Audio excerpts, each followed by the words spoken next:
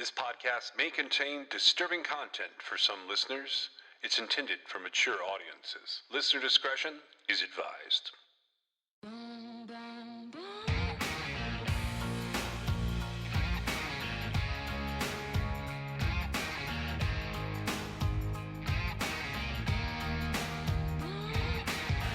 This is True Crime XS.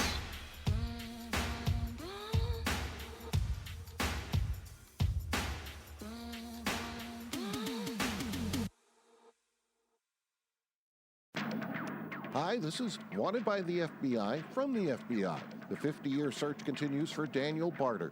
FBI Special Agent Laura Field in Mobile, Alabama is working with Baldwin County authorities. He was 4 years old at the time.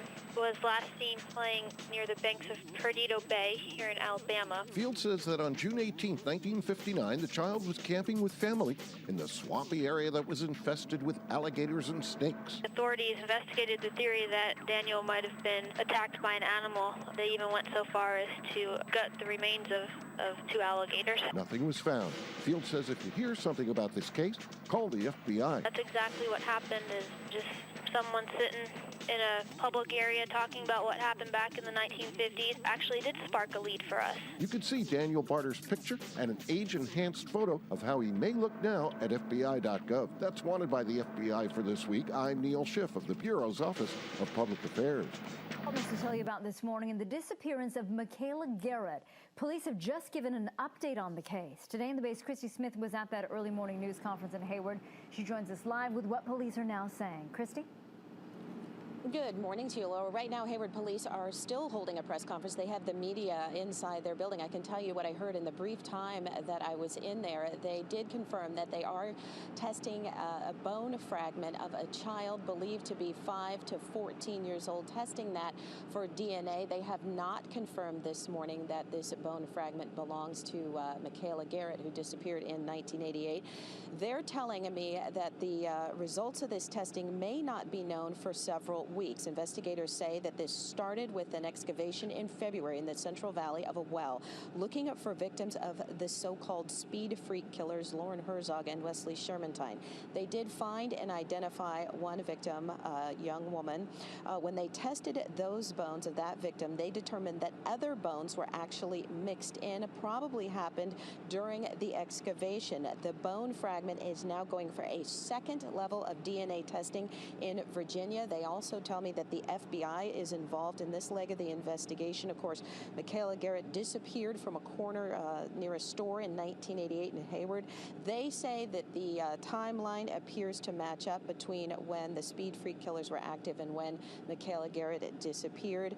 We also know that they've had the bone now for at least 2 weeks. So I'm going to try and check back in a couple of minutes and see what else they had to say, but that's what we know for now.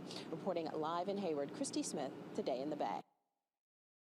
Map drawn by a convicted killer will lead to a massive grave. Investigators there checking this out, and that's filled with more than 1,000 human bones. And right now, the search does continue. Investigators still digging up the land at an abandoned cattle ranch in the rural community of Linden, that is just east of Stockton. And that's where NBC Bay Area's Bob Riddell joins us now with the latest on the gruesome search. Good morning, Bob. Good morning to you, John and Marla. We're here at the San Joaquin Sheriff's Office, where deputies just wrapped up a news conference within the past hour to let us know that in spite of some rain last night, they have been able to resume that search for more human remains in the town of Linden, as you mentioned, which is several miles outside of Stockton. You can see access to that site still blocked off by deputies. Over the past few hours, we're told, an excavator has dug deeper into an old well located on that property. Right now, they're sifting through piles of dirt to see if they can find any more remains of the people deputies believe were murdered by Wesley Shermantine and Lauren Herzog during the so-called speed-free killing spree of the 1980s and 1990s. It was Shermantine who recently led investigators here after Herzog committed suicide. As of yesterday, investigators had dug 45 feet into that well and recovered an estimated 1,000 bone fragments. The investigators on the scene are so driven to find these remains that they're having to be told to stop for today, go home, and get some rest. And they are so determined to help bring these loved ones home to their family. And, you know, you can only imagine as an investigator, I mean, we're people too. We have loved ones. And as a father, I just can't imagine. And so, you know, you want to do everything possible to help bring closure to these families. Law enforcement doesn't know how long it'll take to completely exhaust that site. Once they are done, they have to go to another site, another nearby well that they'll start excavating where they believe there might be more remains. The discovery of bones has generated a lot of interest from families of missing people. The SO tells us they have received 65 phone calls from people in the area seeking closures for their loved ones. Reporting live here in San Joaquin County, Bob Riddell, NBC Bay Area News. In the year 2001, we once again had some differences of opinion as to what had happened with this killer. But what we did know for sure was he got out of the U.S. Army and his child was born. Welcome to episode 11 of True Crime XS. In this episode, I focused on strange disappearances of couples and families, and Meg went for a walk in the woods. While my couples and families make for some compelling cases, Meg uncovered some information that would shape the rest of this investigation and send us in a different direction entirely. On the killer's computer, we only had 3 cases, and that was Stephen Kraft, Bethany Markowski, and Shayna Kirkpatrick, who was part of a set of sisters who went missing. From his past, we went ahead and looked at the Daniel Barter case from 1959 and the Michaela Garrett case from 1988, also found in the graphic searches on his computer by the FBI. Stephen Earl Kraft II was last seen playing with his family's 2 dogs in the 2100 block of Holly Drive in Benton Harbor, Michigan on February 15, 2001, between 7 and 8 p.m. He was about half a block away from his residence in the 2100 block of Holly Drive at the time of his disappearance. He has never been heard from again. Stephen's mother was preparing for dinner while he was out with her dogs and reported his disappearance afterwards. Temperatures in the area were below freezing and remained very cold over the next several days, and Stephen wasn't wearing a hat or gloves. He could not have survived for long outdoors without shelter. Stephen's footprints led past an iced-over pond near his home to Harbin Haven Ministries on Irving Street, 1 block south of Holly Drive. Late in the evening, 3 days after Stephen's disappearance,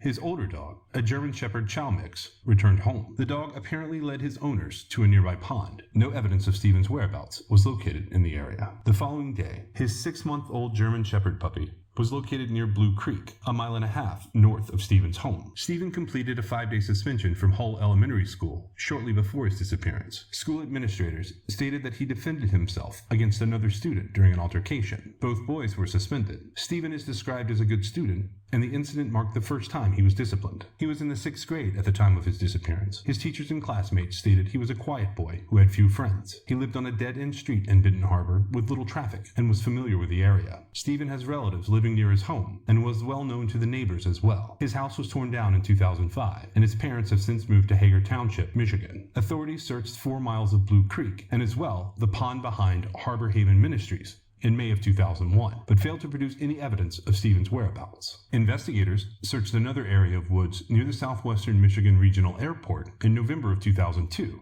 but no evidence was located. In February of 2004, Stephen was reportedly seen at Midway Airport in Chicago, Illinois, but the individual cited turned out to be someone else. Investigators have investigated various theories in Stephen's case, such as that he was abducted or ran away from home. No clues to his whereabouts have been discovered. Stephen was 12 years old, around 5 foot 1 inches tall, 95 pounds. He was last seen wearing a white, tan and brown striped shirt, tan parachute pants, and an aqua and purple Charlotte Hornets jacket and black lugs boot. He has light brown hair and green eyes. His nickname is Stevie. His case remains unsolved. Bethany Leanne Markowski's parents, Larry and Johnny Joe, separated in January of 2001. The couple's split was reportedly bitter. Bethany resided with her mother in Nashville, Tennessee afterwards. She spent several days with her father at his home in Gleason, Tennessee in early March of 2001. Bethany and Larry were scheduled to meet Johnny Joe at the Waverly, Tennessee exit off of Interstate 40 during the afternoon on March 4th, 2001. Bethany and Larry apparently spent part of the day in Little Rock, Arkansas, then drove back towards Tennessee. They stopped at Old Hickory Mall in Jackson, Tennessee at approximately 3:30 p.m. Larry told authorities that Bethany entered the shopping center alone while he slept slept in the vehicle. He awoke approximately 1 hour later and searched for his daughter in the mall. He alerted law enforcement at 5:15 p.m. when he could not locate Bethany. She has never been seen or heard from again. Investigators said that Bethany is not seen on the security camera videotapes filmed at Old Hickory Mall on March the 4th. There is no proof that she actually entered the establishment. Larry has stated that he is not involved in his daughter's disappearance, but authorities have questioned his version of events. Johnny Joe says that she only wanted Bethany to return home. Several witnesses saw Bethany in the company of an unidentified Caucasian female shortly after she disappeared. She was described as being 40 to 44 years old, 5 feet 4 to 5 feet 5 inches tall, and weighing around 185 pounds. Witnesses said that the woman had dark circles under her eyes, and her blonde hair was clean but frizzy and damaged. She appeared to be unkempt, like she had not bathed, and her shoes were torn and incorrectly tied. The woman may have been suffering from a hangover. Authorities stated that the unidentified woman attempted to enroll Bethany in a southeastern Tennessee school in April of 2001, 1 month after Bethany was reported missing. The woman was later observed boarding a bus with Bethany. Investigators believe that they may have traveled to Illinois. Authorities said that they have not ruled out either of Bethany's parents as suspects in her disappearance. Investigators have also said that it is possible Bethany was abducted by a stranger. Bethany Murkowski was 11 years old, around 5 feet tall, and weighed around 95 pounds. She has brown hair and green eyes. Her case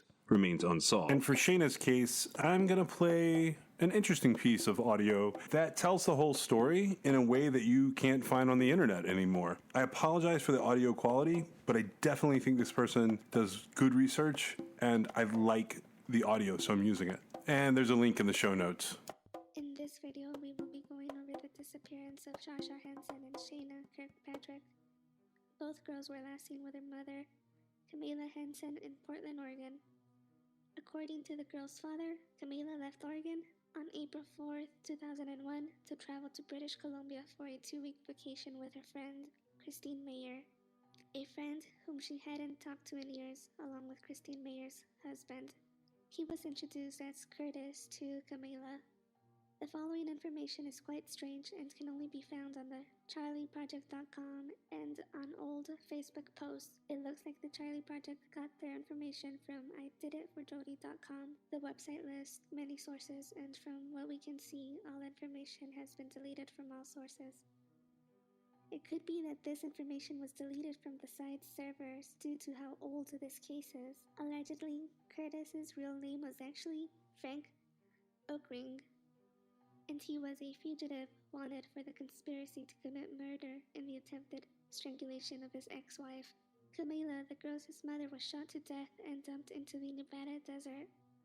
According to a post from LA Times, her body was found on April 29, 2001, but Charley's Project states April 28, 2019. It appeared that her remains had been there for possibly even weeks. Frank and Christine were found dead on April 20th of 2001 at a rest stop in Collier County, Florida. A murder-suicide had been suspected. Both died of gunshot wounds to the head, where it was apparent that Frank turned the gun to himself after shooting Christine. It was very difficult to find source references for this case. According to the Charley Project, Frank was believed to have led a group of Satanists in Missouri. However, there is no known connection to this case. Camila's wallet and credit cards were found in a red car parked at the rest area. Transactions were traced, and some were suspected to be fraudulently signed by Christine. A diaper bag found in the car was the only sign of the missing children. Camila and her daughters spent the night of April 5th at the Shasta Lodge in Redding, California, with Christine and Frank. They then stopped in Sacramento, California, so that Camila could pick up her birth certificate. Frank allegedly left behind letters detailing the couple's plan to steal Camila's birth certificate. Christine had assumed Camila's identity in Las Vegas, Nevada, short after they met Camila and her children in Oregon. Before she left Oregon, Camila told her family she planned to travel with the couple to Alameda, California, so that she could get the copy of a birth certificate. The family mentions that Camila had planned to get her certificate so that she could go to her 2-week trip to Canada. Investigators said that someone picked up the copy of Camila's birth certificate in California on April 5th. A copy of the certificate was found in a trash can at the Florida rest area. From April 6th to 9th, 2 of Henson's credit cards were used in Nevada and then continuously used for gas and food purchases for the rest of the trip. According to the information found on the Charley Project, the Collier County Sheriff's Office verified that on April 9th of 2001, Christine got a fraudulent Nevada ID using Camila's birth certificate where she was posing as Camila. So, what could have happened? Could it be possible that Christine and Frank had initially planned to take the girls to parent them themselves? Hence, the fake ID Christine created. By posing as Camila, Christine would be able to pose as Camila to obtain additional records for the children. Or were they preparing all records to sell to someone else? It could be possible that Christine threatened Frank to come forward to authorities, which is why Frank committed the murder-suicide. I am curious if the copy found in the trash was certified, or was it a regular printed copy? Was there another legit copy of Camila's certificate somewhere out there that somebody else is using? It was also mentioned that Camila and Christine hadn't talked in years, so I wonder if investigators spoke to friends and family to tell us why the spontaneous reconnection between Camila and Christine. It's also very unfortunate that Camila's mother had passed away from diabetes soon after they took off to California, and no one had been able to reach her to tell her the news. Regardless of the situation, both girls are still missing. There are great possibilities that they are still living. A hatchet stained with blood was found in Christine and Frank's car. Testing was done on the blood, and it was only identified as Camila's, but neither Shasha or Shayna's blood was present. The girls are now adults, 18-year-old Shasha Hansen and 20-year-old Shayna Kirkpatrick. Or believe you may know Shasha or Shayna, please notify authorities. Information listed below. Please share your opinions on the case and subscribe for more videos. Thank you guys for watching. And then there were a handful of cases that had previously been linked to this killer, including one that's about yet another young couple at a tide pool.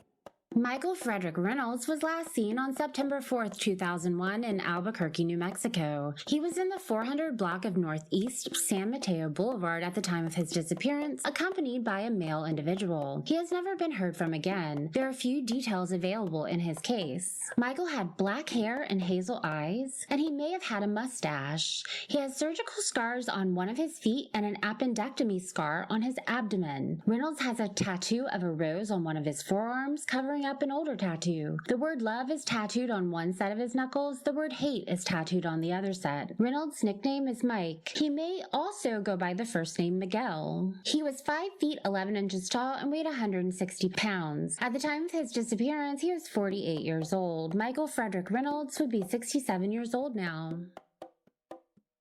Stephen Anthony Frick was last seen in Grants Pass, Oregon on September 5th, 2001. He was homeless and living in a shelter in the city at the time. His roommate stated he was distraught over a recent breakup with his girlfriend. He has never been heard from again. His 1991 Eagle Summit sedan with the Oregon license plate number THB 705 was found abandoned in Cave Junction, Oregon after his disappearance. There are few details available in his case, and it remains unsolved. Stephen had blonde hair and brown eyes. He had a scar on his right shoulder. He was 5 feet 11 inches tall and weighed 140 pounds. At the time of his disappearance, he was 36 years old. Stephen Anthony Frick would be 55 years old now. Lee Ronald Ariner was last seen alive on September 1st, 2001. He was out of work, had unpaid rent and bills. A welfare check was done on his residence. The back door was open, and nothing inside had been disturbed. His car was gone and was located 3 months later in the mountains near Silver City, New Mexico, with his keys and other personal items inside the car. There was a search done in the area, but Lee was not found. Lee Ariner was 52 years old. He was 5 feet 11 inches tall and weighed 200 pounds. He normally resided in the Seattle, Washington area. He had gray hair and blue eyes. His case remains unsolved.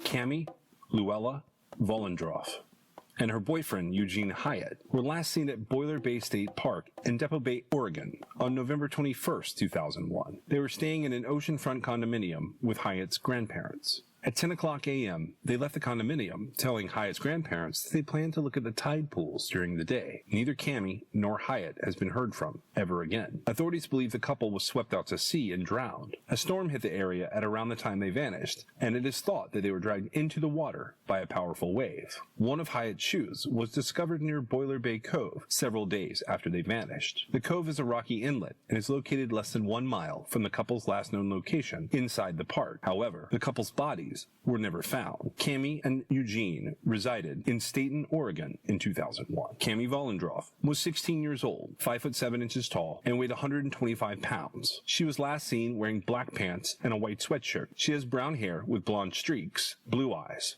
Cammie's ears are pierced. Eugene Harold Hyatt was 18 years old, 5'7" tall, 145 pounds. He has brown hair and blue eyes. Hyatt's nickname is Gene. I don't know if you remember, but the case of close to Three Sisters Wilderness. His name was Corwin Charles Osborne. Yeah, I remember that case. Now you said Osborne. I remember him. Corwin Charles Osborne's father dropped him off at the Devil's Lake Trailhead in Deschutes County, Oregon at 6 a.m. on June 17, 2001. Corwin was an experienced and athletic outdoorsman and planned to climb at least one and perhaps all three of the Three Sisters Mountains, a hiking distance of about 40 miles. He was seen near the summit of the second sister half an hour after his father dropped him off. Corwin was supposed to meet his father at Lava Camp Lake Trailhead at 9 p.m., but he never arrived and was never heard from again. His father reported him missing that same evening. At the time of his disappearance, Corwin was carrying a heavy-duty reflective space blanket and about 1 day's supply of food and water. An extensive search of the Three Sisters Mountains turned up no sign of him. In the days following Osborne's disappearance, temperatures in the area dropped below freezing. His case remains unsolved. He is originally from Bellevue, Washington. Corwin was 5 feet 11 inches tall and weighed 165 pounds. He was last seen wearing black clothing. He had black hair and blue eyes. At the time of his disappearance, he was 45 years old. Okay, so I am not sure if you remember this or not, but he was a case that I thought back and went, oh, I wonder if I think I put a note beside him in the victims list that I shared with you. And I certainly put a note there. And what my note there was Wally. Like on the potential victims list, I thought it was somewhere near the Moe Peninsula. It is. It's in Deschutes. It's close to Deschutes County. You know, like I was saying, I've jumped around. Let me give you just a rundown real quick so you'll remember the case. Osborne's father dropped him off at the Devil's Lake Trailhead in Deschutes County, Oregon at 6 a.m. on Sunday, June 17th. I think there's a mistake here. It says 2002, but I'm pretty sure it's 2001. I can check real quick on NamUs just to make sure. He was dropped off by his father, and the plan was that he was going to try and summit all three of the sisters, and he was going to meet him back at the Lava campground when he was done. So I assume that he was thinking it was a day hike. And I believe, so his date of last contact is recorded officially on NamUs as 2001. So it's just a typo, what I was reading. Okay, so that doesn't change anything. He was left at the trailhead by his father, and he was planning going on the mountain hike, and then he was going to meet them back at Lava Camp Lake when they were done. When he didn't show up, his father practically immediately reported him missing. Now, if you can imagine looking at a map of the United States, Devil's Lake Trailhead would be south of the Three Sisters Wilderness, the three mountains there. And Lava Camp Lake would be slightly northeast of where he started. Does that make sense? Yeah, it does. Okay, so he was only prepared for a day hike. He went by himself. I assume his father was older. I believe he was 45. I believe the missing person was 45. And so that would put his father, probably 70. And I don't know if they were on vacation with anybody else, but he was from Washington. His father immediately reported him missing. They brought the searches out, and they searched for him for a couple of days. It was a pretty extensive search. However, after 2 or 3 days, 4 days, there was a joint decision made between the families and the search and rescue to stop, because basically this guy was young, he was fit, he knew what he was doing. After the temperatures dropped, time went by.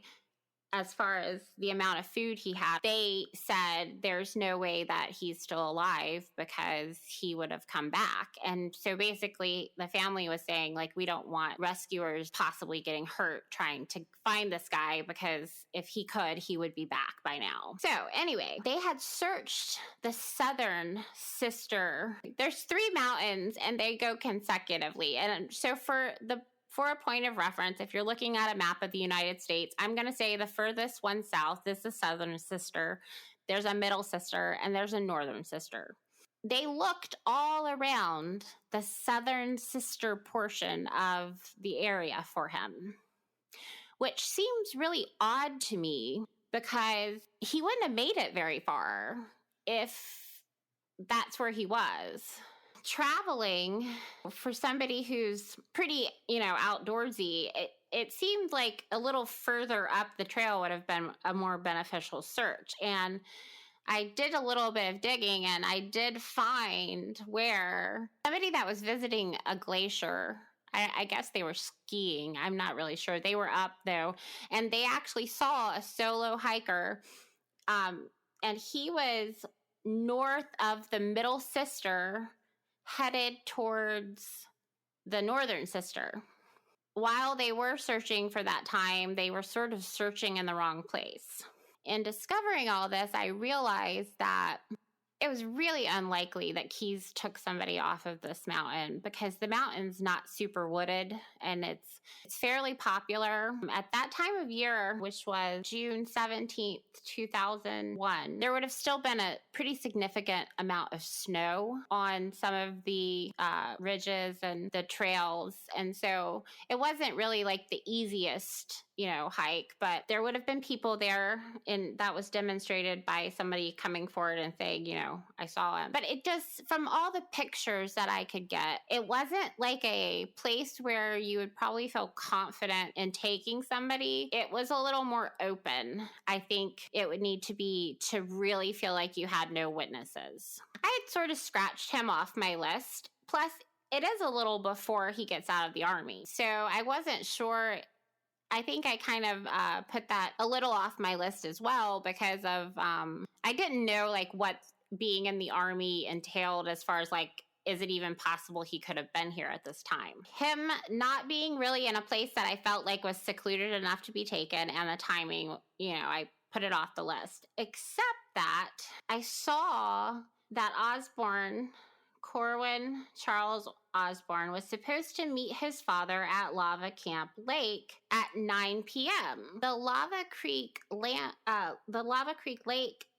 trailhead is not part of the mountain, and he actually would have had to have diverted quite a bit from the Three Sisters, like typical trails that are hiked, to get back over there to it. I guess what I'm saying is, from what I could tell, Lava Camp Lake trailhead was not a direct path to end up on the Three Sisters Mountain. So he would have been going through some woods there, and those woods happened to be like the Deschutes National Forest. So you're going from a place called Three Sisters Wilderness into the Deschutes National Forest to get over to the Lava Camp Trailhead. That, I believe, could have been a place where he could have been secluded enough to have felt comfortable taking him. Well, it's just weird that you say that because I actually have a November 2001 potential victim up there that I consider for the accident candidate.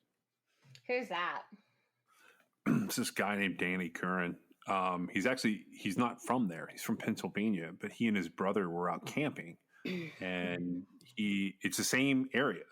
Mm-hmm. But it's over at this thing called Broken Top, and the gist of it was I think he left on like a Thursday, and by Friday they were searching, and 8 months later they found his remains. And they said that he died the first night, and that all they could tell was the cause of death was like listed as exposure. And it was, there's very little that I found about the case, but Danny Curran, Curran, was one that I put down as it just says accident victim ? In my notes. He never made it over to the full list. Okay, yeah, because I wouldn't have seen him because he was found. So a lot of this stuff, sort of the same thing for me. Like I didn't, something stopped me from looking, basically. And when I was listening back to some of the interviews again, I realized some of what he was saying as far as, well, if you go to remote areas where other people go to and you wait, someone will come along. It Might not get exactly what you're looking for. want.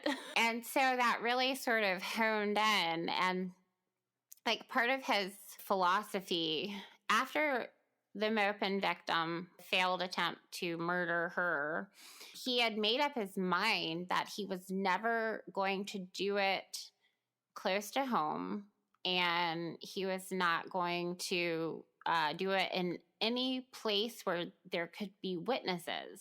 Now, he does go on to say, I'm not the only person who's figured this out, right?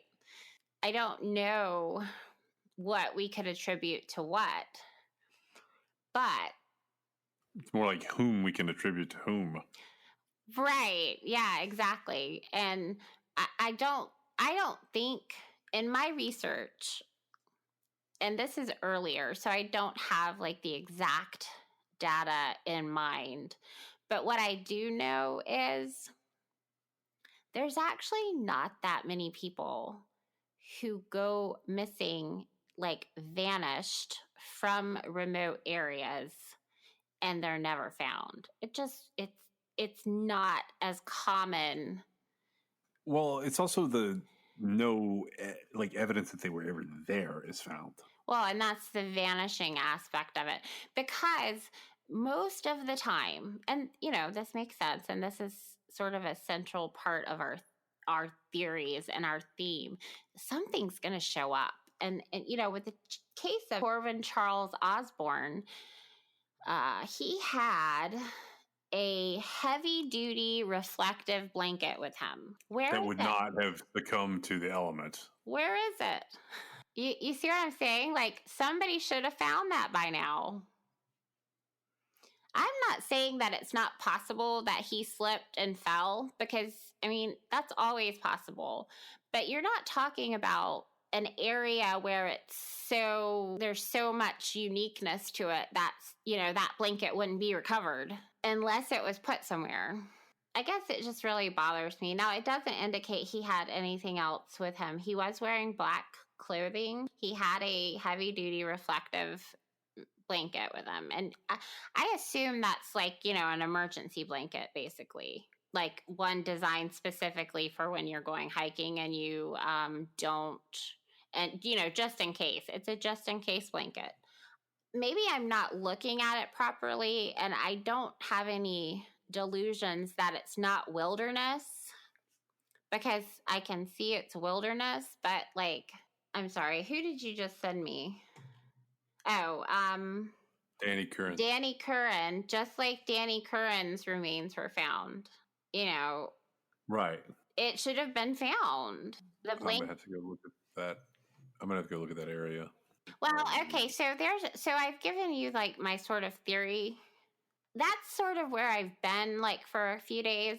I've been tracking down certain parts of that, because honestly, I was just like, you know what? I'm just going to start with January 2001 and move forward. Now, but I'm not saying that he's the first victim. I'm just saying that was a good starting point for me. Okay, I was going to do 2000, but he's in Tel Aviv for 6 months there. So I just started at 2001. Right.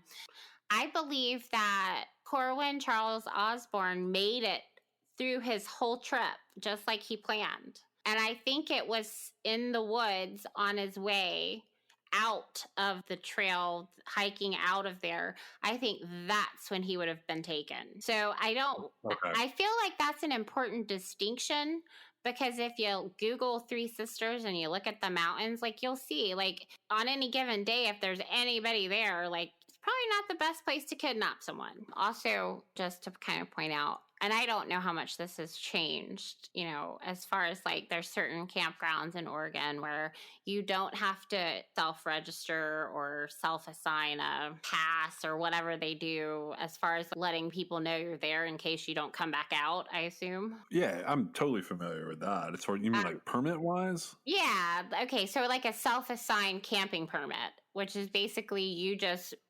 saying to wherever it goes that, yes, I'm here on this date. And the part of the point is so the National Park Service can try and keep up with people. And if something were to happen, they could possibly look back and find where the person was there or whatever. And so, right, a lot of those are just logs that you could bypass. Exactly.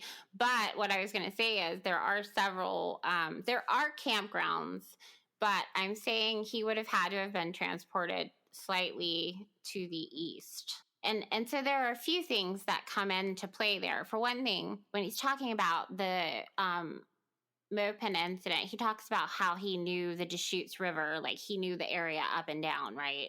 He makes that comment. And so coming out of this Three Sisters Wilderness, it butts right up against the Deschutes National Forest area or whatever it's called. And so it's right there. And so to me, I was like, that would be convenient. Yeah, it would be. And it ties back into the earlier incident.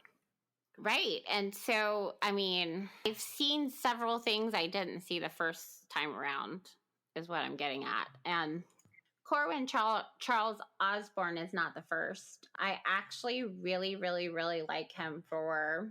Okay, her name is Gloria Whitemore McDonald. Does she go by Jean or something? Or yeah, no? She does. Yeah, she was in Mena, Arkansas, and so that's kind of why I was talking about him possibly being in Maine.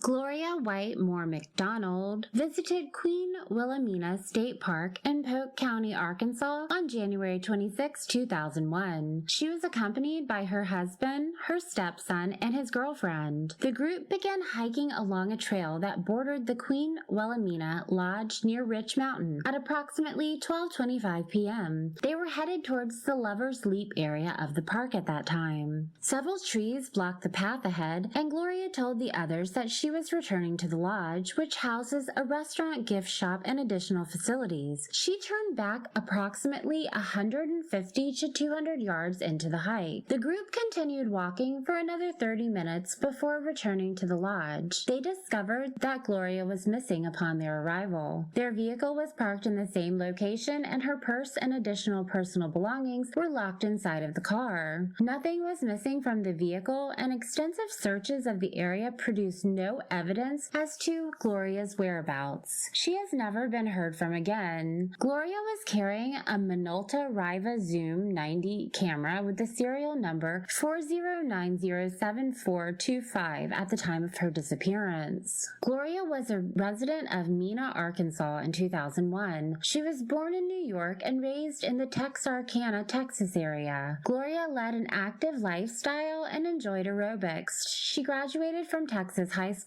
and attended Beach Street Baptist Church. Gloria's family members said that she is not an outdoor-oriented person. She was an employee as a reporter for the Mena Star newspaper and wrote stories about court proceedings, but none of her cases or articles seemed to contain any clues about her disappearance. Her case remains unsolved. Gloria had red hair and brown eyes. She may use the names Gloria Whitemore or Gloria McDonald. She was last seen wearing a blue plaid flannel shirt, a glossy bright yellow hooded jacket, blue jeans, sneakers, rose-tinted glasses, a plain gold wedding band, a platinum ring resembling two balls intersecting one another, and a 3.5-carat sapphire ring, a necklace with a cross pendant, and possibly a small-sized gold filigree ring. She was 5 feet 6 inches tall and weighed 120 pounds. At the time of her disappearance, she was 68 years old. Gloria Whitemore McDonald would be 87 years old now. Now here's one of the things about that. Again, just like with Corwin Osborne, you know, he had that heavy duty reflective blanket with him on his day hike. This lady had gone a very short way into a very easy hike, and there had been a storm recently, and she just decided, because of some of the debris that was on, like, I guess the trailhead or shortly after they were on the trail, she just decided she didn't want to go and turned back around. No big deal. But then she was never seen again. And so you're talking like not far, right? But is this the lady, something about her, was it a bright yellow raincoat or something? That's what I was going to say. She had a bright yellow raincoat on. So it was something that would have attracted the searchers' attention. Well, or it would have attracted anybody's attention by now. I mean, since 2001, where is that raincoat? Yeah, because it was only like 300 yards or 200 yards. Like I'm skipping back over it now. I know. Yeah, this one like was a weird one for me as well. Well, and you know, this is the female version of a Wally to me, because the only thing about it, okay, so let's say she did just, you know, fall, because she turned around to go back because she didn't want to go out not knowing like what was on the trail. Like, she was older and she just didn't feel like, you know, making a real hike of it. Based on the debris that had, you know, probably, I imagine, tree limbs and such, you know, she just didn't want to deal with it. And, you know, her party went on, but not like very far. This wasn't even going to be like a day hike. It wasn't camping or anything like that. It was just a walk through nature, basically, is my understanding. And so, you know, if she slipped on the trail on the way back to the parking lot, she would have been found. She didn't willingly go anywhere else because, like, everywhere else would be exactly where she just decided not to go with her husband, his son, and his girlfriend. That was January 26, 2001. Let's say the very worst happened to her. Where's that coat? I just have a really hard time. It doesn't make sense. And she wasn't gone for long at that point. I can't even imagine what her poor family must be going through. That coat has to be somewhere. And I feel like because it was bright yellow, it would have a very good chance of being noticed by now. The other part of that is that Israel Keys and Tammy had a bet on the Super Bowl, which is January 28th, 2001. And so he was for sure back in Washington. But that fits right along with his whole timeline thing. There's not a lot of information except for like the whole Super Bowl thing. So it is possible he could have a, quote, alibi, end quote. Gloria Whitemore McDonald's disappearance is close to the kind of thing that we're looking for. It was kind of chancy because, you know, there were people not too far away from her. It still is a good indication of somebody vanishing. I feel like he probably grabbed her in Arkansas and he took her over into Oklahoma. You know, it's weird that you say that because I had a Tennessee case. I'm going to have to hunt to find it, but I've got a Tennessee case where they mentioned that the person is wearing a bright red raincoat that they thought they would find. I got to find that one. It just, you know, when something is pointed out like that, I mean, you know, the reflective blankets they're silver, okay? They literally reflect sunlight to attract attention. That's the whole point of them. And I'm not saying he had it out on him. It doesn't disappear. Yeah, no, they don't disintegrate. It's something that would be an artifact left behind. Right, just like a raincoat. It isn't going to just disappear. And just like that, we started looking for things that maybe shouldn't be disappearing. Like, where did they end up? That's what we wanted to know. And this carries through all the way to 2010. I had looked at a couple down in Louisiana that seemed like it might be an interesting story involving the use of a credit card. Charlene Denise Knapp resided with her boyfriend, Ted Boyette, in Kinder, Louisiana. Boyette picked Knapp up from her place of employment after she completed a 10-hour shift on December 3rd, 2001. Authorities believe that the couple returned to the residence shortly afterwards. Neither Boyette nor Knapp has been heard from again. Their vehicle and personal belongings were left behind at their home. Investigators say there is little evidence available in the couple's disappearances, but foul play is suspected. Charlene Knapp was 4'11" tall, 120 pounds. She had blonde hair and blue eyes. Knapp has a tattoo of roses with the year 1990 printed near the design on her right shoulder. Her ears are pierced. Knapp goes by her middle name, Denise. Some agencies give her last name as Sawyer. She was 47 years old. Ted Herbert Boyette was 48 years old. He was 5 feet 9 inches tall and weighed 160 pounds. He has brown hair, blue eyes, and is missing one of his right toes. He wears eyeglasses. And while their case remains unsolved, there's been some recent activity in that case, and we were able to determine that Charlene's credit card was in fact used 4 days after their disappearance. But ultimately, we couldn't link this killer to that time or place. And we have to acknowledge that 2001 was an interesting year for one particular reason. Okay, I have got to interrupt you right now. Sorry. Richard Hack, thank you very much. We appreciate the book is called Hughes. We want to go live right now and show you a picture of the World Trade Center where I understand, do we have it? No, we do not. We have a breaking story, though. We're going to come back with that in just a moment. First, this is Today on NBC. It's 8:52 here in New York. I'm Bryant Gumbel. We understand that there has been a plane crash on the southern tip of Manhattan. You're looking at the World Trade Center. We understand that a plane has crashed into the World Trade Center. We don't know anything more than that. We don't know if it was a commercial aircraft. Now, by the entire ABC network. Good Morning America was in progress in the East Coast and the Midwest, but we're joined by the entire network just to show you some pictures at the foot of New York City. This is at the World Trade Center. Obviously, a major fire there, and there has been some sort of explosion. We don't fully know the details. There is one report, as of yet unconfirmed, that a plane has hit of the World Trade Center, and you can see that there is smoke there coming out of at least two. What's your name? Yeah, my name is Stuart. Stuart, where are you right now? I'm working at a restaurant in Soho. All right, so tell us what you saw, if you would. I was waiting at a table and I literally saw it seemed to be like a small plane. I just heard a couple noises. It looked like it bounced off the building, and then I just saw a huge ball of fire on top, and then the smoke seemed to simmer down. People. So you have no idea right now? Oh, there's another one. Another plane just hit. Right. Oh, my God. Another plane has just hit. It hit another building. Flew right into the middle of it. Explosion. My God, it's right in the middle of the building. This one into the East Tower? Yes. Yes. Right in the middle of the building. It does not appear that there's any kind of an effort up there yet. Now, remember, oh, my God. Oh, my God. That looks like a second plane. Jim Friedel in Hoboken said it appeared to bank sharply and smash directly, perhaps purposefully, into, oh, my goodness. Oh, God. There's another one. Oh, my goodness, there's another one. This seems to be on purpose. Oh, my goodness. Now it's obvious, I think, that there's a second plane just crashed into the World Trade Center. I think we have a terrorist act. I mean, do you know if there were many people in the building? Oh, another one just hit.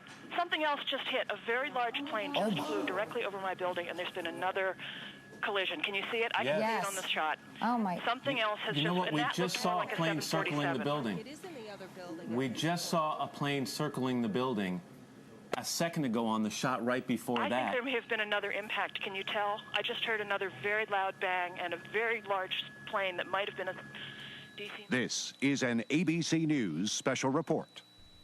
And just like that, the entire world stood still for just a moment. And in the shadows of that day, there was an interesting case going on in New York. Michelle Ann Harris resided on a 252-acre estate on Hagedorn Road in Owego, New York in 2001. She was in the process of divorcing her husband, Calvin Harris, at the time of her disappearance. She had filed for divorce 8 months previously. Michelle and Calvin have 4 children together. The members of the family were all residing at the same house. Michelle's attorney said that she had obtained an order of protection from Calvin while they continued to live together. It prohibited any mental or physical abuse. The divorce was described as complicated, and Calvin did not want to end the marriage. Michelle had sexual relationships with several other men while she was married to Calvin, and Calvin had been unfaithful as well. Michelle's attorney stated she feared the power of Calvin and her in-laws, who own several car dealerships in the local region and are considered a prominent business family. Her lawyer said the divorce would be finalized soon, and Michelle would be financially secure for the rest of her life. Calvin had offered her custody of their children and $80,000 a year for the next 10 years. Michelle's loved one said that she was looking forward to a fresh start with her children. She had taken a job at Lefty's, a restaurant in the 400 block of Broad Street in Waverly, New York, and sometimes went to bars after work. Calvin told family members and the police that Michelle was drinking heavily and possibly using cocaine around the time of her disappearance. But Michelle's relatives and friends denied that she ever drank to excess or used illegal drugs. Her boss describes her as an ideal employee who was well liked by her coworkers and restaurant patrons. Michelle planned to visit New York City on September 13th and 14th. She told Calvin she planned to meet a former classmate from the State University of New York at Morrisville, where she'd gotten an associate's degree in business administration. Michelle told others, however, that she was going to New York City to pawn some of her jewelry, including her Rolex watch and 2-carat diamond engagement ring. She was having financial problems at the time. Calvin was ordered to cover the mortgage, bills, and other household expenses, in addition to giving Michelle $400 a week in spending money. But she had run up over $16,000 in credit card debt and owed $1,000 to her children's babysitter.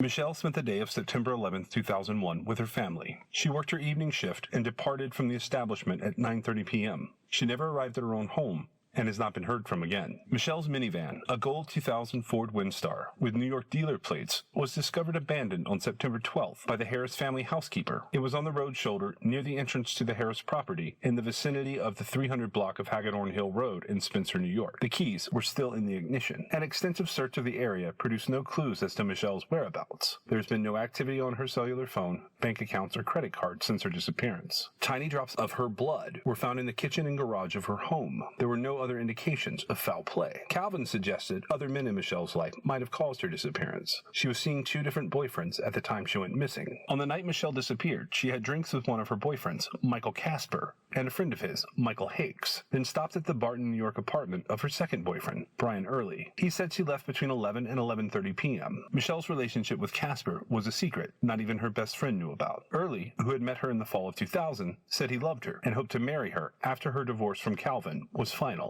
Authorities took a second look at Hakes when they found out he was a convicted rapist who had served a decade in prison in Arizona. However, they could find nothing to tie him to Michelle's disappearance. Hakes, Casper, and Early cooperated fully with the investigation and passed polygraph exams. According to witnesses, Calvin seemed unusually calm and nonchalant about his wife's disappearance. Only a week after she vanished, he said he planned to sell all of her belongings at a garage sale. Within 3 weeks, he rekindled a relationship with an old girlfriend. Police consider him the prime suspect in Michelle's disappearance from the onset of the investigation, but he didn't face charges in her case for years. In 2005, 4 years after Michelle's disappearance, Calvin was charged with murder in connection with her case. The prosecution theorized he beat her to death in her home on the day of her disappearance. A judge threw out the murder indictment in early 2007, citing flaws in the grand jury proceedings. Calvin was re-indicted on the same charge less than a month later. A blood spatter expert testified, saying the bloodstains in Michelle's kitchen and garage appeared to be fresh, and their size and shape were indicative of blunt force trauma. Calvin's attorney argued there was no evidence to indicate Michelle was even deceased. Calvin was convicted of second-degree murder in June 2007. However, in November 2007, a judge overturned the conviction and ordered another trial. The judge based his decision on the testimony of a surprise witness who came forward after Calvin's conviction and claimed to have seen Michelle alive, hours after Calvin supposedly killed her. The witness said she was standing at the foot of her driveway, arguing with another man. Calvin was retried in August 2009 and convicted of second-degree murder again. He was sentenced to 25 years to life in prison, but in October of 2012, the conviction was overturned again.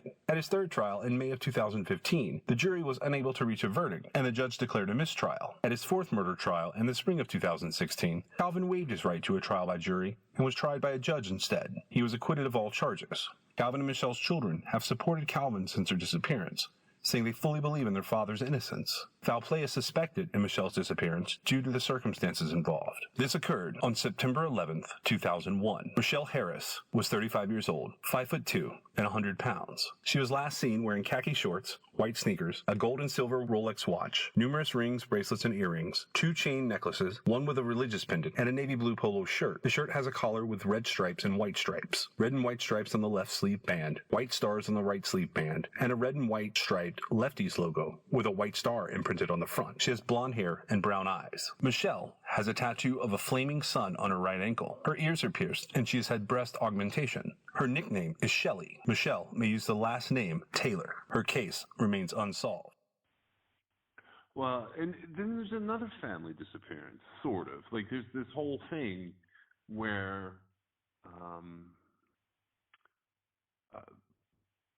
Shana Kirkpatrick is on his computer in the comparison searches. Okay, so here's the deal. In the comparison searches for that year, if you look at it, there's a couple things going on, but there's 3 2001 cases. There's Stephen Kraft from up in Benton Harbor, Michigan, on February 15, 2001.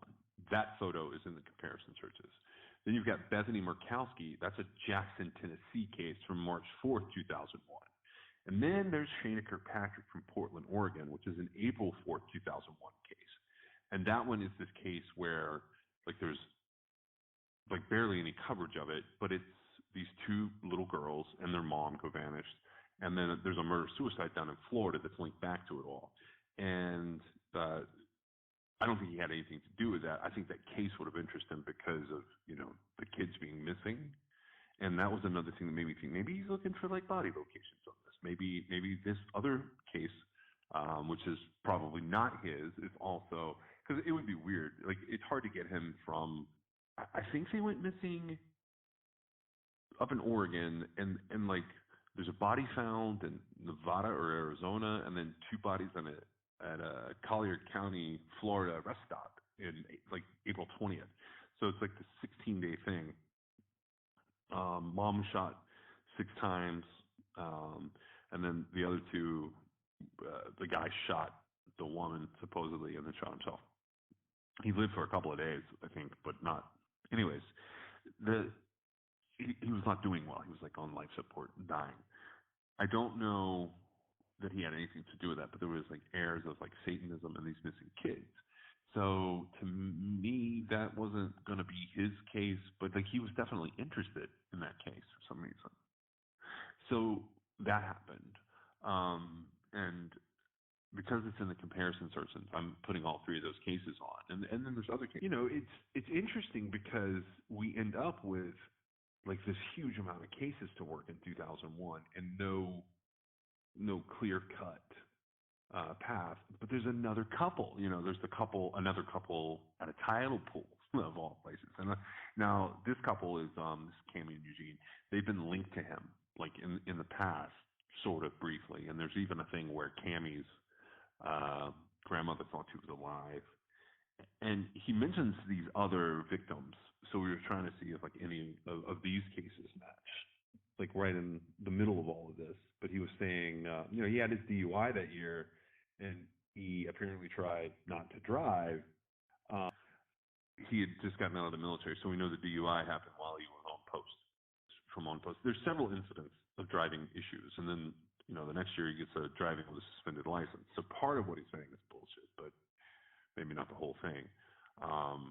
And we get into this one case in 2002 where, like, I think he was using boats. I don't know for sure, but it would have made sense in some regard. However, in 2001, there's all these different crazy-ass cases going on, and I couldn't really wrap my head around, like, exactly which ones he was responsible for. Once we had the second couple, we also had Lee Aroner, we had Michael Reynolds, we had Gloria McDonald, Stephen Frick, Crystal Arensdorf, Janice Johnson, Robert Meager, Elaine Kellis, Edith Baker, Daniel Day, Amber Hoops, Bianca LeBron, Patricia Viola, Sarah Kinslow, Raymond Edwards, Raymond Poland, Leanne Bosch is in the mix for just that we were looking at. Ted Boyette and Charlene Knapp was an interesting one. Bethany Sinclair, Marlon McCown. Then there's another Rolando. There's Rolando Hinojosa. There's Timur Mardev. There's Margaret Kawadi, Jane Boosley, Kimberly Forbes. There's Jessica Atkins. There's Michelle Dickerman, Michelle Harris, and Michelle Maitland. There's a lot of cases. There's a lot of cases in there that we were trying to cover. And while Meg was focusing in on found objects, I found a really strange case where an entire family seems to have gone missing right after the birth of the killer's child. And I wondered if maybe he was taking his rage out on a pregnant woman. And maybe her family just happened to get caught in the crossfire.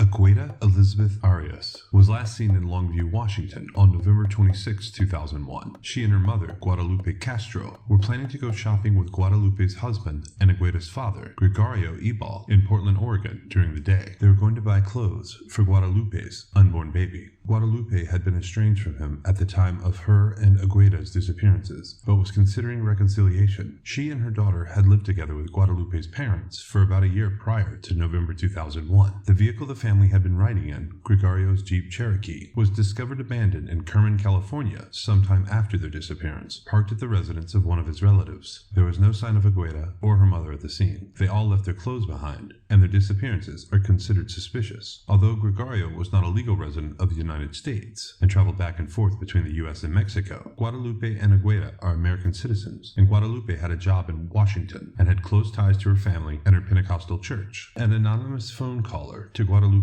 family said that Guadalupe was in Arizona and ill, but the person did not provide specific information. The call was placed from Tucson, Arizona. Authorities do not know if the information provided is accurate. Gregorio's family claims he and his sister, Regina Arias Ebal, disappeared on the same day Agueda and Guadalupe did. Regina's date of birth is April 2nd, 1982. She was 19 years old at the time. She's described as Hispanic, 5 foot 2 inches tall, and 110 pounds, with black hair and brown eyes. Gregorio's date of birth is February 28th. He was 21 years old, 5 foot 8 inches tall, and 140 pounds, with black hair and brown eyes. Guadalupe's father believes Gregorio was involved in their daughter and granddaughter's disappearances. He theorizes Guadalupe was murdered, but Agueda may still be alive and in central Mexico, where both her parents are originally from. Guadalupe's mother died in 2007, but her father and siblings are still alive and looking for her. Agueda and Guadalupe's case remain unsolved.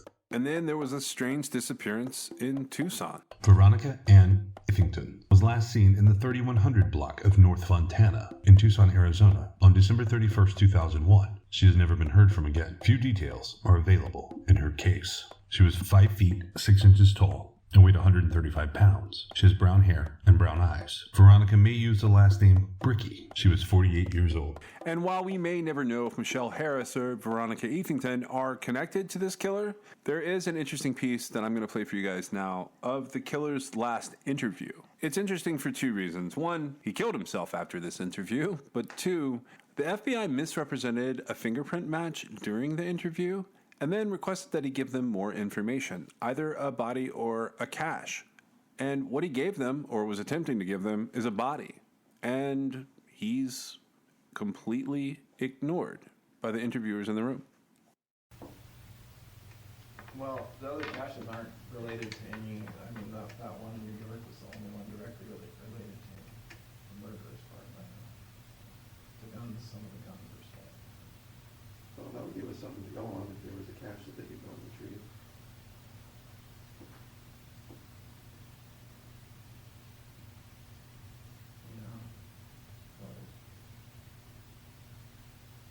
That would keep, I think that would keep the FBI busy.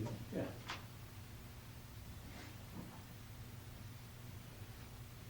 I'll have to think about which ones I'm willing to part with. That's right. That's right. If you thought It all still belongs to me. Have a candy bar. If you thought of one that you wanted to give up, that maybe we might be able to work something out with our video. Oh, yeah, that's a good idea. Well, that's another issue is the others I can't find just with satellite map, so We'd have I can give you general areas. Yeah. Well, if you gave them a general area, they could probably get some. We just have to have enough information to get a hold of, a tech person to. That covers that area. Right. So So again, you know, would be a cash, it's not related to anything, so you're really not giving up any of your cards to trade with. Well, that's the issue, they're all related to stuff, they're just, yeah, I just have to think about it. Well, I wanna try and remember what's in. Yeah, well, it's sort of interesting for you too. You'll get to see what's in there and you'll get to see them again. Yeah, and then That it's may like be one of those oh shit moments.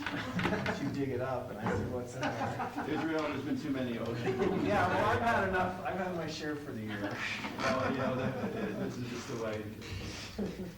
Well, why don't you, if you were able to do that, I think that's gonna buy us, give everybody something to do, and people like to have something to do. If they can, be digging up a cache, and then you'll get to see how the video works, and you'll get to see what's in there. How long does a body last in a freshwater lake? I mean, 'cause there's no critters that eat It depends how, bodies in it depends how freshwater lakes, right? deep, I learned a lot. Because it depends on deep, the Depends how deep it temperature of is, the water. and if the body's contained in something. And it's not critters, it can be like Bacteria. Yeah. Organism.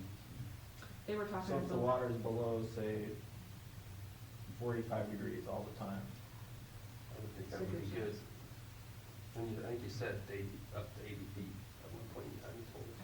No, there's one that's a lot deeper than What, 200 feet? So we should like get a submarine. Or deeper. Deeper than 200 feet. that. You guys know about Lake Crescent in Washington? How deep is it? I think that lake is 500 to 700 feet deep. They've never been to the bottom of it. There's people who've gone off that lake, and they still haven't gone. Their cars are in. And that's the lake. That's one of the lakes. So this is really deep, so this maybe never gonna be able to recover.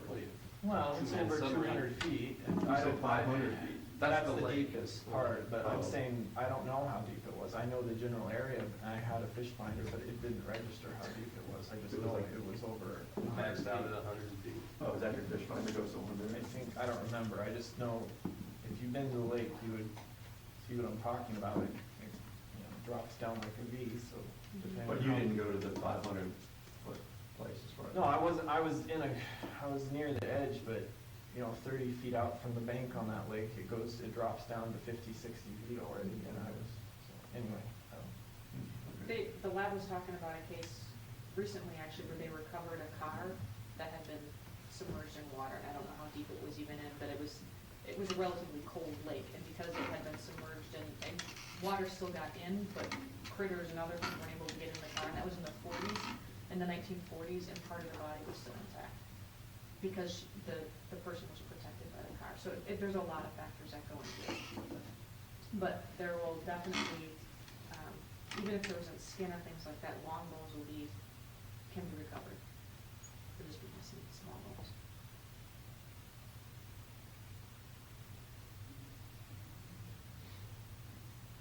Yeah, I know they tend to move around. But if there's other specifics in terms of things that you know of depths and temperatures and that kind of stuff, you can certainly make some phone calls and find out what. Well, I figured you would have guessed that, like, that was pretty obvious. But, I always have been curious as to what it looked like. I would think as deep as that lake is, it's probably sitting there just exactly as it was when it first touched down. Could be. I know most freshwater lakes that deep, there aren't even that many fish that go down that deep. But that was not in anything, it's just ropes or something holding it. Is that the milk jugs that you said? Well, that's what the weights were. Milk jugs, how many milk jugs? I mean, is it gonna move around? No. How many milk jugs are you talking about? At least 4 or 5, I would think. Just for one body?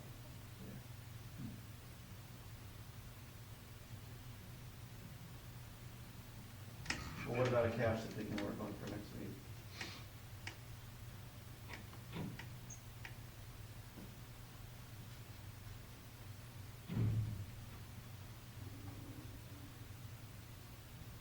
Well, the easiest would be Washington.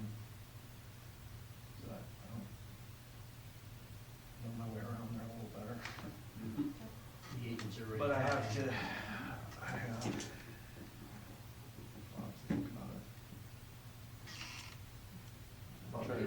box. Do you want them to line it up? That's the thing. We can't make the decision that day because they won't have time to. Yeah, they won't have time to line it up. You think about it over the live weekend. feed. Yeah. But if you think about it over the weekend or something. Yeah.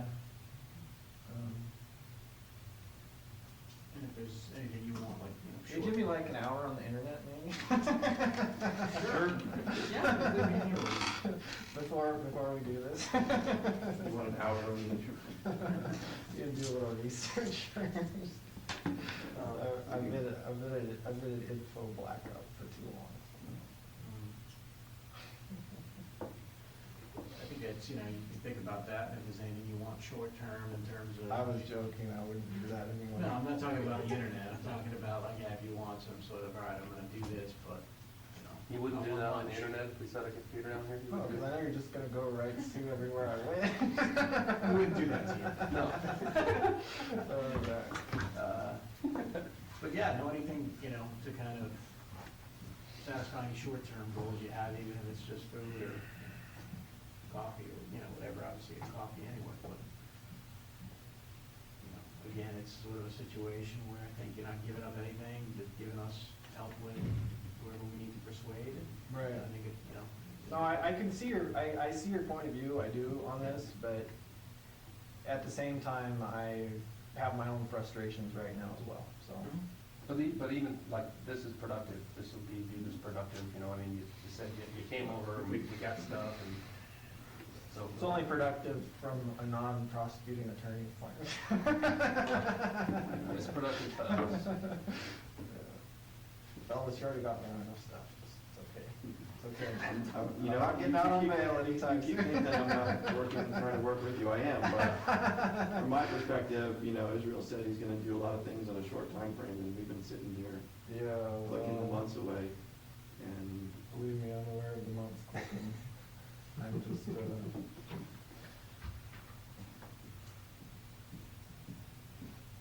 I have a new appreciation for things being done at a different speed, that's all. So let me just make sure I'm clear on the cash. Do you have a general area now that you can give us, or do you want to think about it? Washington, right? But I mean, even Oh, there's, the two it's a big districts. state, and we have offices in a bunch of places, so we have to figure out which office we're working with.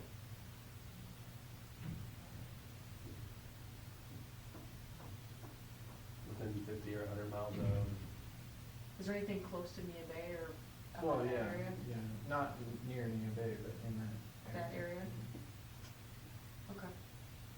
That'd be 10. Outside of Seattle, between Seattle and Yeah. Bay. Right. you already met those agents already, so it's not like Yes, we're bringing we new reached with people. them. Did I see that top picture?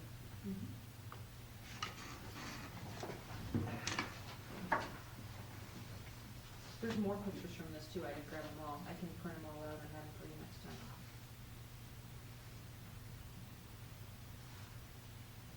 I know there were a couple,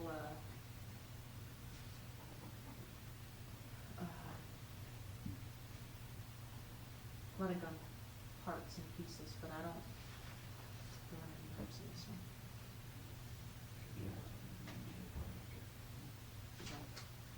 So, I can grab the pictures, that's nice. Okay, so,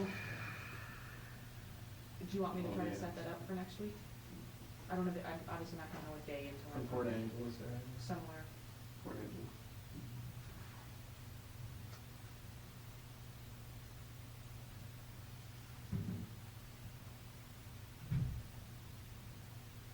Yeah, I don't set up a time yet, I gotta try and remember. Once you get the computer, you can look right now if you want. Is that gonna help? An you? area? Google, you can look at Google right now if you want. Well, you know the area, So right? I know the area. I'm trying to remember what's in it. He's trying to remember what he has in it. That's probably not gonna be on Google. No. We can find that together, we'll just, open it up and do like Al Capone's vaults. It's not that impressive, it's just, I'm more concerned about the little stuff that might be in it.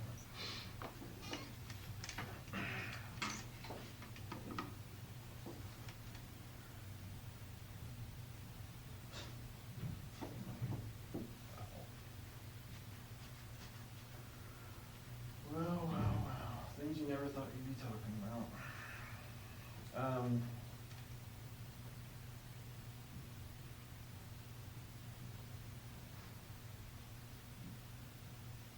then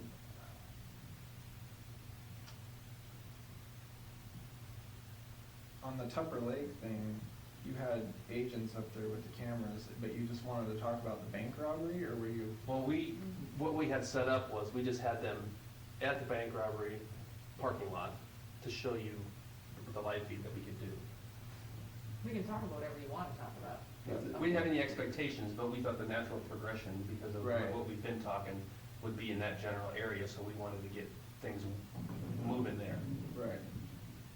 You know, and if you wanted to just like pull out of the parking lot and then take us to the river bend, that all the time. Well, But yeah, I was just. You would be driving. yeah, it would be like you'd be driving. So.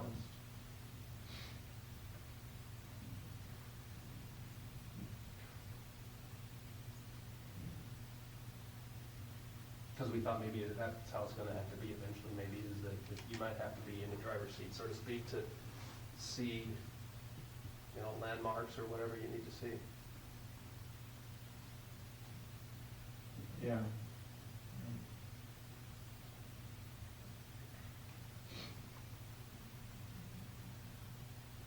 It's almost as good as being out. I'd like to tell you we were going to drive you to the dig site and we were going to show you what we were doing, but.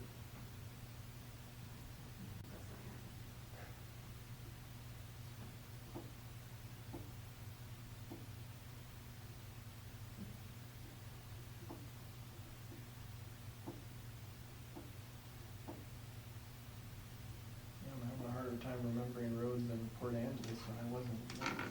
I'm sure I can figure it out. Well, you need that computer for an hour or two. No, I just haven't driven this road.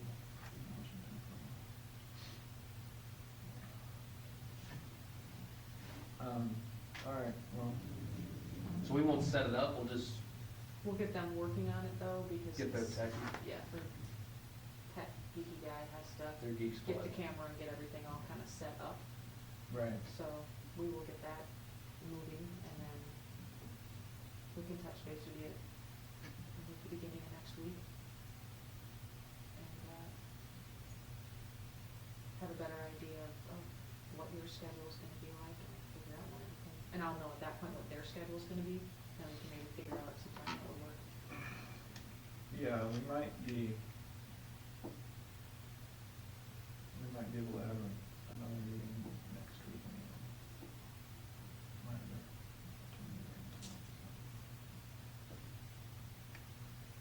that was the issue tonight.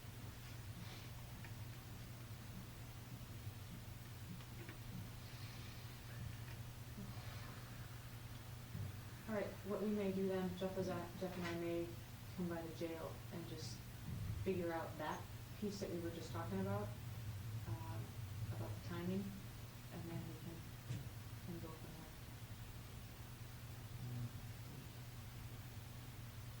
In the meantime, I'm supposed to talk to them all tomorrow, and I'll just tell them that, you know, just move them on, you know, these other clues and use that to our advantage. Yeah, I don't really understand the role we're not playing. It's frustrating, from our perspective as well. I mean, hypothetically, if they charge me federally, would they indict me up here, or would they, I just don't understand, considering everything else that's going on, why they would, or how, I guess not why, but how it would work, I don't, like the logistics of it. Well, you know, like I said, they want to be able to have solved that crime solved. Right, they want to put my name on it, I That's right. understand that, Yeah, it's that's not right. gonna be officially solved till. Exactly. I know, but you know, they want to be able to put your name to it. Right, and, I you know, understand that. And then the question is, how's that, going to work? Do they want to file charges there? And, you know, that's what we're doing. And it's a lot easier for them just to stomach it if they, you know, their forbearance is giving rise to clues to other murders, you know, whatever those clues might be. I think Yeah. that is able to accomplish our goal. I understand their perspective, I guess, Yeah. but from my perspective though, even if they were to officially charge me at this point. It's not like it would be real breaking news anyway. I think, in some ways it would be, because no law enforcement person has ever confirmed that you're Right. attached to that, so. It would just be confirmation of everyone's current speculation. Exactly. That's all I'm saying. So I'm not interested in it from that point. I was just interested in it from a logistics point. Like, where do they have to fly me to Vermont if they're going to charge me, or Well, do it that's, here? those are some of the questions. We're hoping not to get there. Is it warmer in Vermont? A little warm. It just got snow the other day. We talked to them Monday, and it just snowed, they told us. They got more snow than us then. Yeah.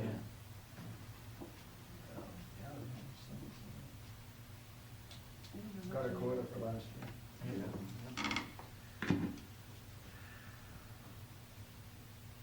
other questions?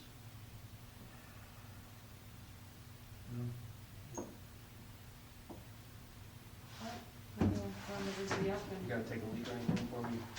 Take you out? You're not gonna eat this? No, I'm good, thank you. You sure? Yeah, I'm sure.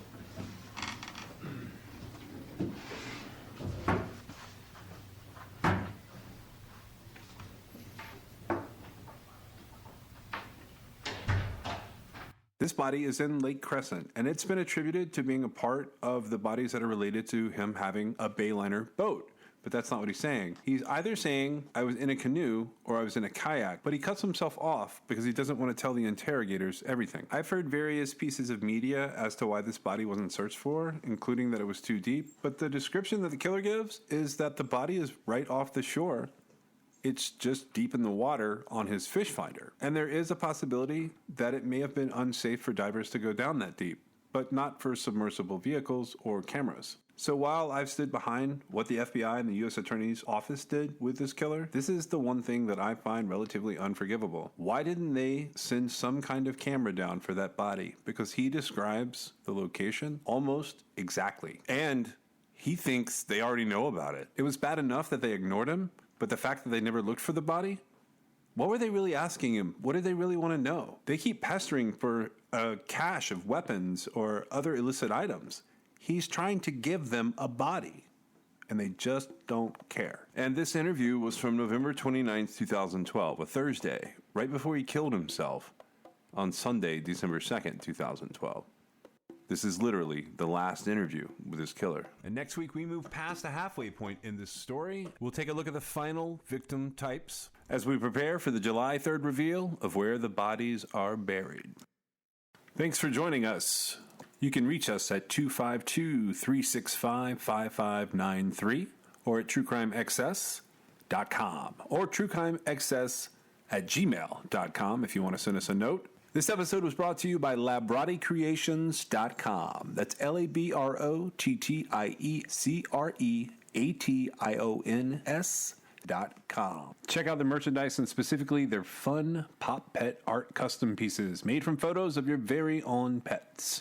Use the promo code CRIMEXS, that's CRIMEXS, for 20% off a fun, brightly colored, happy piece of art of your own pet at their site, LabrottieCreations.com. Music in this episode was licensed for True Crime XS. The theme song was Indestructible by Noah Smith. Thanks for listening. Please like and subscribe if you want to hear more. You can come over to Patreon.com and check out what we've got going on there if you'd like to donate to fund future True Crime XS road trip investigations and FOIA requests. We'd also like to thank Anchor and Spotify for having the coolest all-in-one podcast platforms available.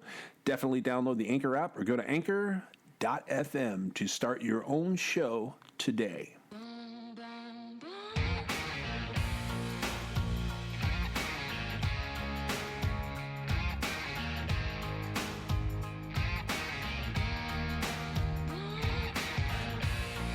This is True Crime XS.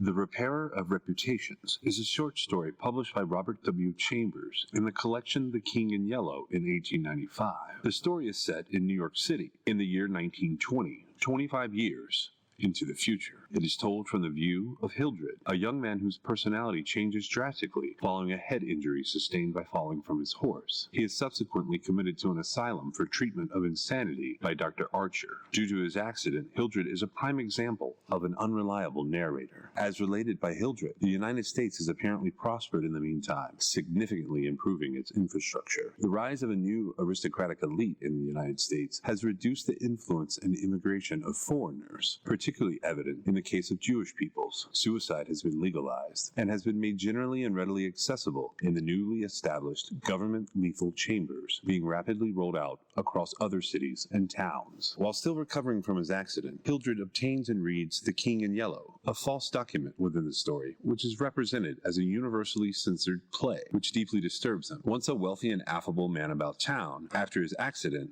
Hildred becomes an eccentric recluse who spends his days poring over old books and maps and associating with the more eccentric character, Mr. Wilde, the repairer of reputations of the story's title. Wilde claims to be the architect of a vast conspiracy which uses, amongst other devices, blackmail to influence and command powerful men whose reputations the conspiracy has saved from scandals. Hildred imagines that with Wilde's help, he will become the heir of the last king of the imperial dynasty of America, which Wilde says is descended from a lost kingdom within distant stars in the Hyades. However, Hildred perceives his cousin Louis standing before him in the line of succession. Thus, he plans to force Louis to abdicate his claim to the throne, accept exile, and never marry. Louis, who believes that Hildred is still mentally ill, humors him by agreeing to abdicate his claim, but becomes angry when Hildred insists that Louis cannot marry his fiancée, Constance Hallberg. Hildred shocks Louis by claiming that he has murdered Dr. Archer and had Constance assassinated. When Hildred runs back to the apartment of Mr. Wilde, he finds that Wilde's feral cat has torn out his throat, utterly wrecking his plans to conquer the United States with the help of Wilde's conspiracy. The police arrive, and Hildred sees Constance crying as he is dragged away. It is unknown whether or not Hildred actually committed any murders. The story ends with a note that Hildred died in an asylum for the criminally insane. You know, in January 2012, what we got is there was a killer, Herzog, one of the Speed Freak killers. So he kills himself, and he makes this deal, and the deal is for X amount of money. He's going to draw a map, and the map is to a couple locations where they say they put the victims, the bodies of the victims. So that would have been interesting because my theory on everything in 2011, he ran out of places. He almost literally ran out of places to put bodies and not be stacking bodies on top of each other. I think that's why those are in there. I think he's interested because at first I thought maybe he's paranoid. Maybe he's worried that the authorities looking for other people's remains of their victims, like maybe they're going to run into his. Because he knows that other people are using the same places. Or maybe he's thinking, what are good places and what are bad places to put bodies, because I'm going to need more places. Because we know that his body locations were slowly being replaced. And that, you know, that was a big deal. And with the Daniel Barter case, the kid went camping.